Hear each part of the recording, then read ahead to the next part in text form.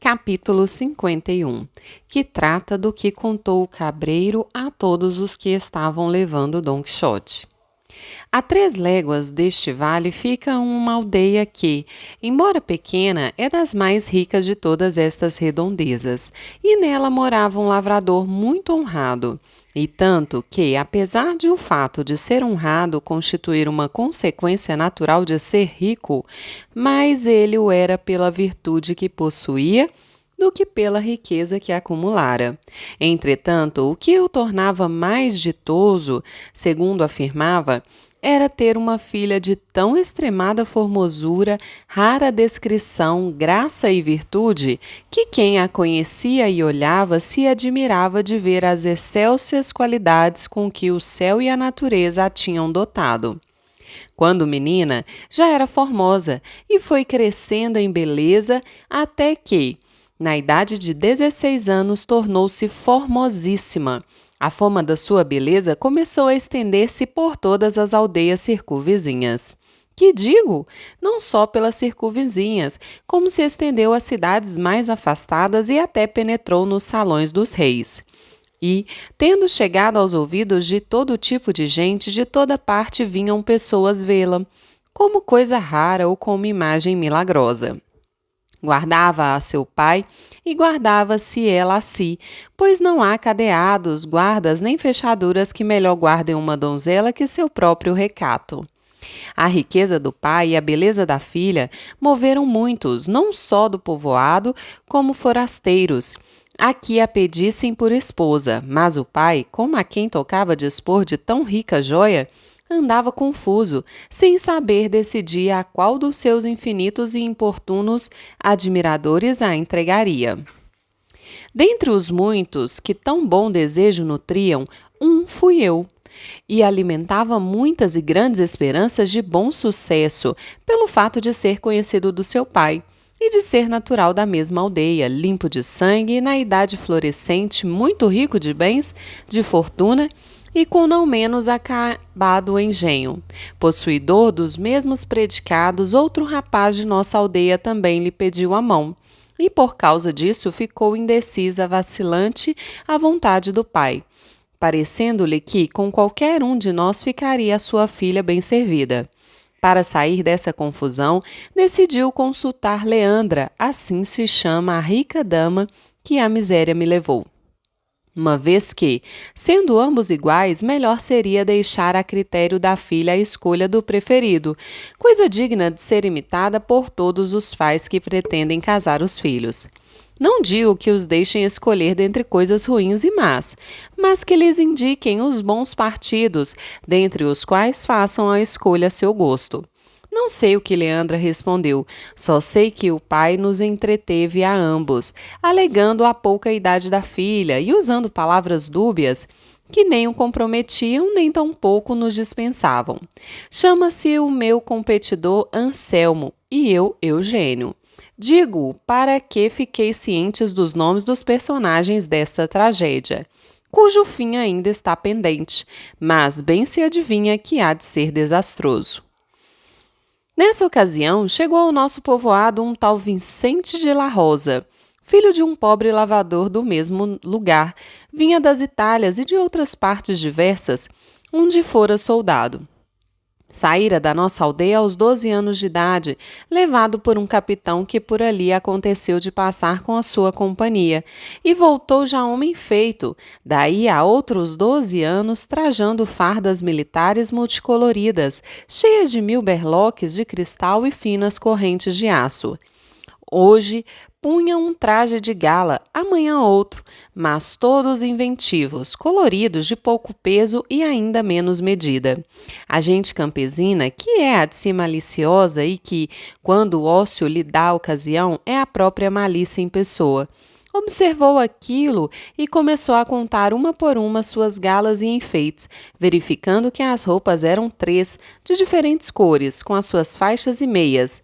Mas com esse material, ele fazia tantos arranjos e invenções que, se não se contassem, haveria quem jurasse que ele exibira mais de 10 pares de vestes e mais de 20 conjuntos de plumas. que não parece impertinência e demasia o que estou contando sobre os trajos, pois estes representam um papel importante nesta história. Ele sentava-se num banco de pedra debaixo de um grande álamo que existe na nossa praça. E ali nos mantinha a todos boquiabertos, fascinados pelas façanhas que nos ia narrando. Não havia terra nem todo o orbe que não tivesse visto, nem batalha de que não houvesse participado. Matara mais mouros do que lá em Marrocos e Tunis, e entrara em mais duelos, segundo dizia, do que Gante e Luna, Diego Garcia de Paredes e outros 1000 que enumerava. E de todo saíra vitorioso, sem que lhe houvessem derramado uma só gota de sangue. Por outro lado, mostrava marcas de feridas que, embora não se divisassem, nos dizia serem encabuzadas, recebidas em vários recontos e embates. Finalmente, com uma arrogância nunca vista, chamava de tu a seus iguais e a qualquer um a quem se dirigia. Dizia que seu braço é que era seu pai, que tinha por linhagem as suas obras e que, por ter sido soldado, nada devia ao próprio rei. Acrescentava a essas basófias ser um pouco músico e tocar guitarra em estilo rasqueado, chegando alguns a dizerem que a fazia falar. Mas não paravam aí suas graças, pois também tinha sua veia de poeta. Assim, de cada ninharia que se passava na aldeia compunha um romance de légua e meia de escrita. Esse soldado que acabo de descrever, esse Vicente de la Rosa, esse bravo, esse galã, esse músico, esse poeta, foi visto e observado muitas vezes por Leandra, através de uma janela da sua casa, que se abria para a praça. Fascinou-se o ouropel dos seus vistosos trajos, encantaram-na os romances, de cada um dos quais tirava ele 20 cópias. Chegaram-lhe aos ouvidos as façanhas que a si mesmo ele se atribuía. Por fim, já que assim o devia ter ordenado o diabo, apaixonou-se pelo rapaz, e isso antes que nele próprio botasse a presunção de pedir-lhe a mão. Como nos casos de amor, não há nenhum que com mais facilidade se cumpra do que o que tem a seu favor o desejo da dama. Facilmente se entenderam Leandro e Vicente, e antes que qualquer dos seus muitos pretendentes se desse conta do seu intento, já ela o tinha realizado, abandonada a casa do seu querido e amado pai, que mãe não a tem, e fugindo da aldeia com o soldado, que mais triunfante saiu dessa empresa que de todas as muitas de que se vangloriava. O fato causou pasmo em toda a aldeia e em todos os que dele tiveram notícia. Eu fiquei espantado, Anselmo atônito, o pai triste, os parentes envergonhados. Solícita a justiça, alertas os quadrilheiros, percorreram-se os caminhos, esquadrilharam-se os bosques, e quantos lugares havia! Ao cabo de 3 dias, acharam a caprichosa Leandra na caverna de um monte, vestida só de camisola, despojada de todo o dinheiro e das preciosíssimas joias que havia tirado de casa. Trouxeram-na à presença do pai inconsolável e interrogaram-na sobre toda aquela desgraça. Sem pressão, confessou que Vicente de la Rosa a enganara e que, sob a solene promessa de desposá-la, persuadiu-a a deixar o lar paterno, seguindo com ele para a mais rica e viçosa cidade de todo o vasto mundo, que era Nápoles. Mal advertida e pior enganada, ela lhe deu crédito e, roubado do pai, entregou tudo ao aventureiro. Na mesma noite em que fugiu, levou-a ela a um áspero monte e a encerrou naquela caverna onde a tinham encontrado. Contou também como foi que o soldado, sem tirar-lhe a honra, lhe roubara tudo o que possuía, deixando-a naquela caverna e fugindo em seguida, fato que de novo causou grande admiração em todos. Foi-nos bastante difícil, senhores, acreditar na continência do moço, mas ela o reafirmou com tanta sinceridade que isso ajudou a consolar o desconsolado pai, a quem já não importavam as riquezas roubadas, uma vez que não fora tirado da filha aquela joia que, uma vez perdida, não mais resta a esperança de ser recobrada. No mesmo dia em que Leandra apareceu, fê-la o pai desaparecer de nossas vidas, encerrando-a no mosteiro de uma vila próxima dali, esperando que, com o tempo, se apague pelo menos parte da má fama adquirida pela filha. Os poucos anos de Leandra serviram para desculpar-lhe a falta, pelo menos perante aqueles a quem pouco se lhes dava o fato de ser a moça boa ou má. Porém, aqueles que lhe conheciam seu bom senso e o muito entendimento não atribuíam o pecado à ignorância, mas sim à sua desenvoltura e à natural inclinação das mulheres que, na sua maior parte, costumam agir sem tino ou compostura. Encerrada Leandra, ficaram cegos os olhos de Anselmo, ou pelo menos sem terem o que mirar que lhes desse contentamento. Já os meus ficaram em trevas, sem luz que os encaminhassem a coisa alguma que lhes causasse prazer. Com a ausência de Leandra, crescia a nossa tristeza, apoucava-se a nossa paciência, maldizíamos as galas do soldado e abominávamos o pouco recato do pai de Leandra. Finalmente, Anselmo e eu combinamos deixar a aldeia e vir a este vale, onde ele, apacentando grande quantidade de ovelhas de sua propriedade, e eu numeroso rebanho de cabras também minhas, passamos a vida entre as árvores, dando alívio às nossas paixões ao entoarmos juntos, ora louvores, ora vitupérios, à formosa Leandra, ou então, sozinhos, a suspirar ou a comunicar ao céu as nossas queixas. A nossa imitação, muitos outros pretendentes de Leandra vieram para estes ásperos montes, adotando o nosso mesmo sistema de vida. E são tantos que até parece ter se convertido este sítio na pastoral Arcádia.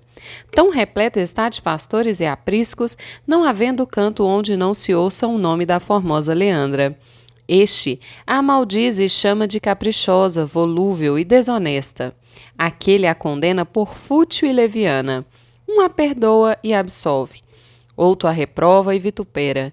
A quem lhe celebra a formosura e quem lhe renegue a condição. Enfim, todos a desprezam e todos a adoram, chegando a sua loucura a tal ponto que há quem se queixe de ter sido desdenhado, sem nunca lhe haver falado, e até quem se lastime e sinta a raivosa enfermidade dos ciúmes, sem que ela jamais tenha dado motivo a isso, porque, como eu disse, veio à tona o seu pecado antes que se vislumbrasse o seu desejo.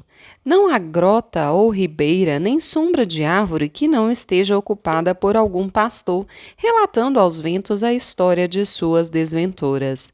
O eco repete o nome de Leandra, onde quer que possa formar-se. Leandra, ressoam os montes. Leandra, murmuram os regatos. E Leandra nos mantém a todos suspensos e encantados, esperando sem esperança e temendo, sem saber o que tememos. Entre estes desnorteados, o que mostra ter menos e mais juízo é o meu rival Anselmo, o qual, tendo tantas outras coisas de que se queixar, só se queixa da ausência. E ao som de um arrabil, que toca admiravelmente bem, se queixa cantando seus versos, nos quais mostra toda a sua inteligência. Eu sigo outro caminho mais fácil e, segundo me parece, mais acertado, que é o de maldizer a leviandade das mulheres, sua inconstância, sua solércia, suas promessas vãs, sua palavra inconsistente e, finalmente, seu pouco acerto em saber que rumo dar aos seus pensamentos e intenções. Eis como se explicam, senhores, as palavras e razões que dirigi a esta cabra quando aqui cheguei. Por ser fêmea, a tenho em pouca conta, embora seja a melhor de todo o meu rebanho. E é esta a história que prometi contar-vos. Se fui prolixo em narrá-la, não hei de ser parcimonioso em servir-vos. Perto daqui fica a minha malhada, onde encontrareis leite fresco e saborosíssimo queijo, além de diversas frutas maduras não menos agradáveis à vista que ao paladar.